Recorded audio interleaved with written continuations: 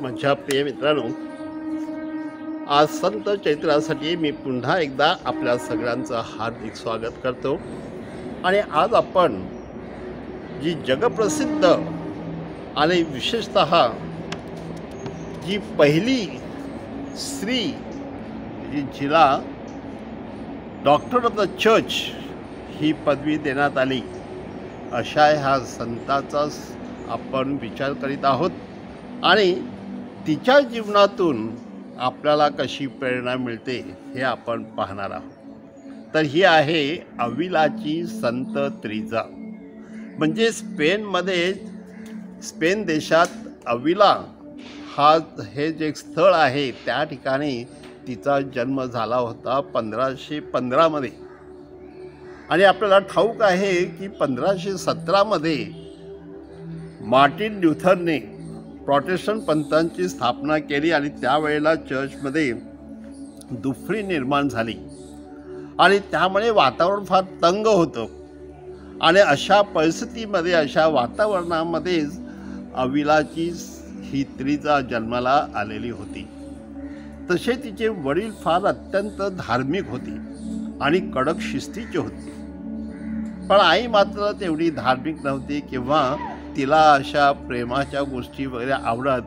त्यामुळे प्रेमाच्या कादंबरी घेऊन ती वाचत असेल आणि ती सुद्धा गुपचूप, म्हणजे वडिलांपासून कसं लपवायचं म्हणून तिच्या नवऱ्याला ती कधी दाखवत नसेल आणि नवऱ्याला सुद्धा ती जे काय करत होती ते आवडत नव्हतं, म्हणून तो देखील तिला ओरडायचा।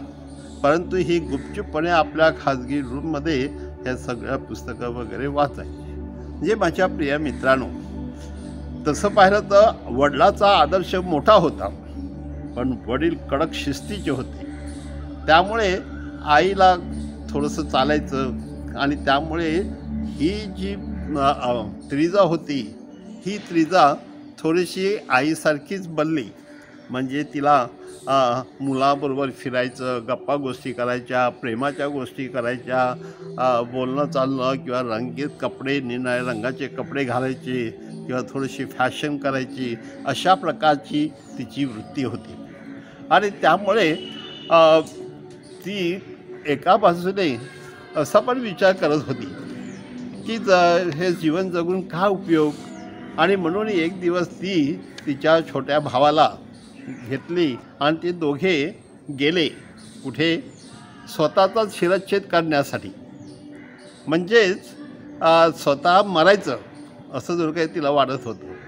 म्हणून ती त्या भावाला घेऊन जात असताना रस्त्यामध्ये तिला तिचे काका किंवा अंकल भेटले आणि अंकलने त्यांना विचारलं। त्यामुळे अंकलने त्यांना दोघांनाही पकडलं आणि घरी आणलं आणि त्यामुळे ते वाचले।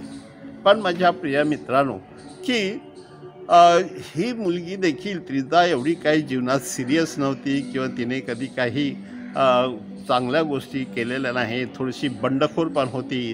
त्यानंतर तिला वाटत होतं की आईवडिलांच्या ताब्यात राहायलाच पाहिजे असं नाही, मग ती थोडीशी फ्री वृत्तीची होती, स्वातंत्र्य तिला आवडायचं। त्यामुळे तिला एवढं काही मजा येत नव्हती।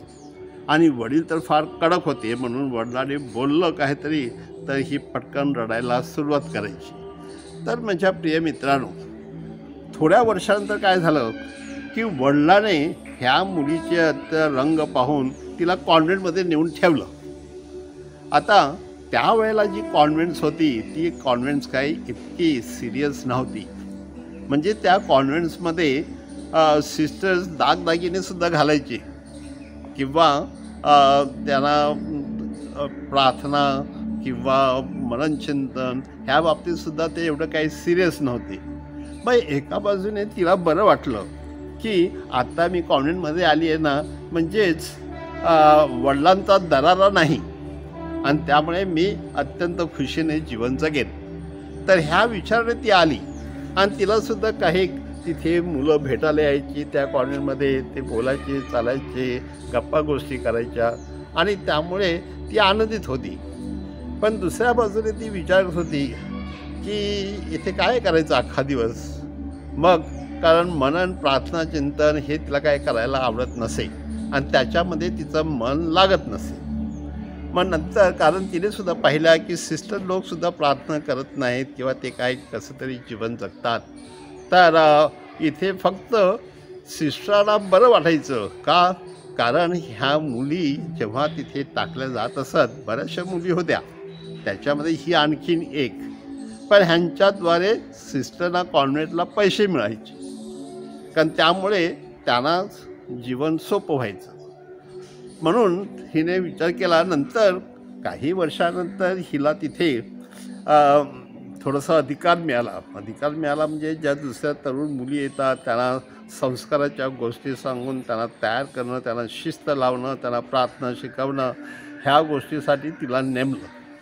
पण खरं पाहता तिने काही शिकवलं नाही. तर ती यायची, गप्पा गोष्टी करायची, त्यांना प्रेमाच्या गोष्टी सांगायची, हसायची, खिदळायची आणि अशा प्रकारे तिचं जीवन पुढे तसंच चालू राहिलं. आणि माझ्या प्रिय मित्रांनो, आश्चर्याची गोष्ट, तिला पण विचार आला की मी कशाला कॉन्व्हेंटमध्ये आहे. तर वडिलांना पाहिजे म्हणून मी आहे, पण खरोखर सिस्टर वगैरे होण्याची काही इच्छा नव्हती. मग तिने ठरवलं की आता आपण थोडीशी प्रार्थना करूया.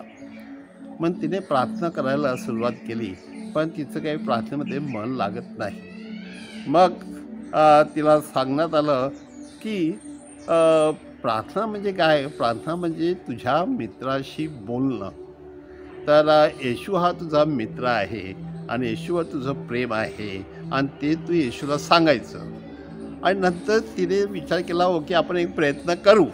पण तिने प्रयत्न केला आणि त्याद्वारे ती हळूहळू येशूच्या प्रेमात पडायला लागली आणि तिचं ते प्रेम वाढत गेल्यानंतर माझ्या प्रिय मित्रांनो, तिला नंतर जाणवलं की आपण ह्यामध्येच अधिकाधिक आपली वाढ करून घेतली पाहिजे. कारण समाजाची अपेक्षा आहे की आपण सिस्टर आहोत किंवा ज्याला आपण म्हणतो की परमेश्वराला वाहिलेल्या ह्या साध्वी आहेत. तर ते आपण कसं करणार? म्हणून तिने प्रार्थना वगैरे सुरुवात केली आणि प्रभू येशूमध्ये तिचं जीवन वाढत गेलं. एका बाजून तिला वाटत होतं की परमेश्वर माझ्यावर काय प्रेम करत नाही, त्याने उलट मला शिक्षा केलेली आहे. तर दुसऱ्या बाजूने तिला असंही वाटत होतं की मी येशूवर प्रेम करते आणि येशूशी प्रेमाने बोलते आणि येशू माझं प्रेम ऐकतो, असं तिला वाटत होतं. परंतु प्रत्यक्ष तिच्या जीवनामध्ये काही बदल घडत नव्हता. नंतर माझ्या प्रिय मित्रांनो, एक दिवस एका जेजुईत धर्मगुरूला पाठवलं आणि त्याने तिला मार्गदर्शन केलं. ते जेजुईत धर्मगुरू आल्यानंतर तिच्याशी तो बोलला आणि नंतर तिला सांगितलं की तू प्रार्थनेमध्ये मन लाव, म्हणजे तुझं जीवन बदलेल. आणि नंतर तिला हळूहळू त्याने प्रशिक्षण दिलं की कसं करायचं, काय करायचं आणि त्याच्यामध्ये मन कसं रमवायचं, हे शिकवल्यामुळे तिला थोडंसं आधार वाटू लागला. आणि नंतर ती येशूच्या प्रेमामध्ये इतकी वाहून गेली की तिला वाटलं की आता माझं जीवन म्हणजे प्रभूला समर्पित केलेलं आहे. नंतर तिने ते मित्रमंडळी ते जणू काही सोडून दिले आणि माझ्या प्रिय मित्रांनो, वयाच्या 41व्या वर्षी जणू काही तिने ठरवलं की मला आता खरोखर समर्पित जीवन जगायचं आहे. आणि त्या ठिकाणी माझ्या प्रिय मित्रांनो, तिने देखील काही नवीन सुधारणा करून, कारण कॉन्व्हेंटचं जे जीवन होतं ते काही चांगलं जीवन नव्हतं आणि त्याच्यामध्ये शिस्तही नव्हती, त्याच्यामध्ये अध्यात्म नव्हतं, त्याच्यामध्ये नीती नव्हती. तर तिने ठरवलं की नाही, समर्पित जीवन म्हणजे असं चांगल्या प्रकारे सुधारित जीवन. मग तिने सुधारणावादाचे नियम जणू काही जाहीर केले. आणि जेव्हा त्यांनी दुसऱ्या सिस्टरने किंवा त्यांच्या प्रमुखाने जेव्हा पाहिलं की ही सिस्टर काहीतरी वेगळा विचार करते, मग त्याने तिला त्यांच्या कॉन्व्हेंटमधून बाहेर हाकललं. आणि नंतर ती बाहेर गेल्यानंतर तिला देखील लोक तिची थट्टा करू लागले, मित्रमंडळ देखील तिची थट्टा करू लागले, काही धर्मगुरू, काही बिशप देखील तिची थट्टा करू लागले. आणि त्यामुळे तिला उघड मग कुठे फिरणं फार कठीण झालं. मग कुठे जायचं असलं तर ती रात्रीच्या वेळेला गुपचूपपणे जाऊन तिचं कार्य करायची आणि लोकांना शिक्षण द्यायचं की प्रार्थना म्हणजे काय, ईश्वर आपण कसं प्रेम करू शकतो आणि शिष्टांचं जीवन कसं असलं पाहिजे आणि त्याची सुधारित आवृत्ती जणू काय ती लोकांना शिकवत होती. जणू काय एखाद्या प्रोफेसरप्रमाणे ती लोकांना अगदी बिनधास्तपणे लोकांना शिकवायची आणि त्यांच्या जीवनावर प्रभाव पाडायची. पण माझ्या प्रिय मित्रांनो, ह्या सगळ्या गोष्टी घडत असताना तिने देव तिच्याशी बोलला आणि देवाने तिला सांगितलं की आता तुझं जीवन तू देवाला अर्पण केलेलं आहेस, तर तू आता दूताशी बोलत आहेस, त्यामुळे सगळे मित्र मैत्रिणी बाहेर जाऊ दे. आणि त्या दिवसापासून तिने सगळ्यांशी संबंध तोडले. म्हणजे ऐहिक जगाचा आणि ऐहिक विचाराचा आणि ऐहिक संबंधाचे सगळे विचार तिने सोडून दिले आणि ती त्यामध्ये एवढी तादात्म्य पावली की आज तिला कोणीही बदलू शकत नव्हतं. म्हणून सगळ्या लोकांनी तिच्यावरती विशेषतः त्यांच्या परिसरामध्ये जे नन्शिओ म्हणजे रोमचे जे अधिकारी होते त्याने देखील तिची थट्टा मस्करी केली आणि तिला सांगितलं की तू योग्य नाहीस. पण तरीसुद्धा तिने त्यांचं ऐकलं नाही. माझ्या प्रिय मित्रांनो, की तिने नंतर पोप महाशयांना आणखीन एक पत्र पाठवून त्या संदर्भामध्ये असं दाखवलं की तिने हे जे नवीन कॉन्व्हेंट सुरू केलेलं आहे, सुरुवातीला तिने संत जोसेफ नावाचं एक नवीन कॉन्व्हेंट उघडलं स्वतःच्या हिमतीवरती. आणि तिला नंतर दिसून आलं की काही तरुणी तिच्याकडे आता आकर्षित होत आहेत. त्यानंतर माझ्या प्रिय मित्रांनो, तिने आणखीन 16 कॉन्व्हेंट्स उघडली आणि त्या 16 कॉन्व्हेंट्समध्ये तिने अनेक तरुणींना बोलावलं आणि त्यांना प्रशिक्षण दिलं आणि त्यांना शिस्त लावली आणि त्यांच्यासाठी जी घटना तयार केली होती त्या घटनेवरती तिने त्यांना अभ्यास दिला आणि त्याद्वारे त्यांचं जीवन सुधारलं. म्हणजे माझ्या प्रिय मित्रांनो, आपल्याला लक्षात येईल की ही बाई आपल्या कॉन्व्हेंट जीवनामध्ये एवढी एकरूप झालेली होती की तिला आता कार्मेलाईट संघाचे नवीन ग्रुप तिने सुरू केलेला होता आणि त्यामध्ये प्रार्थना, गरिबी, कौमार्य आणि देवाचा आज्ञाधारकपणा ह्या गोष्टीवर तिने भर दिली. आणि त्यामुळे जणू काय एक नवीन सुधारित कॉन्व्हेंटची आवृत्ती कशी असावी ह्या दृष्टिकोनातून तिने ह्या कॉन्व्हेंटला नवं रूप दिलं. माझ्या प्रिय मित्रांनो, तिला नंतर त्यांच्या त्या जुन्या सिस्टराने तिला घरातून बाहेर काढलेलं, त्यामुळे तिने आता त्यांची पर्वा केली नाही. तर आपण काही जे करतो आहोत ते परमेश्वराच्या इच्छेप्रमाणे आहे आणि तेच योग्य आहे हे धरून त्याने तिला बदललं. आज माझ्या प्रिय मित्रांनो, आपल्या लक्षात येईल की वयाच्या 51व्या वर्षी अगदी थंडी पावसामध्ये सुद्धा ती जिकडे तिकडे फिरू लागली. विशेषतः त्यांच्या बिशपाने तिला एका बिशपाने तिला आमंत्रण दिलं की त्यांच्याकडे कॉन्व्हेंट खोलण्यासाठी तू ये. परंतु त्या थंडी पावसामध्ये ती गेल्या कारणाने त्या बिशपाला सुद्धा आवडलं नाही. त्याने तिला परत पाठवलं. परंतु माझ्या प्रिय मित्रांनो, ती कधी घाबरली नाही. ती जिथे गेली तिथे कोणत्याही परिस्थितीमध्ये कोणत्याही गोष्टीवर मात करून परमेश्वरावर माझं केवढं प्रेम आहे हे दाखवण्यासाठी ती पुढे गेली. माझ्या प्रिय मित्रांनो, त्यानंतर आपल्याला दिसून येईल की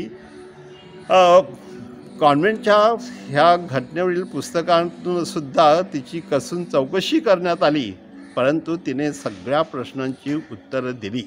आणि त्यानंतर माझ्या प्रिय मित्रांनो, 1562मध्ये विशेषतः तिने जे पहिलं संत जोसेफ कॉन्व्हेंट काढलेलं होतं तिथे ती राहायची आणि तेथूनच ते सगळ्यांचा कारभार करायची. कारण 1567 साली तिने आणखीन 16 जी कॉन्व्हेंट काढलेली होती त्याची देखभाल देखील करण्याची जबाबदारी तिच्यावरती होती.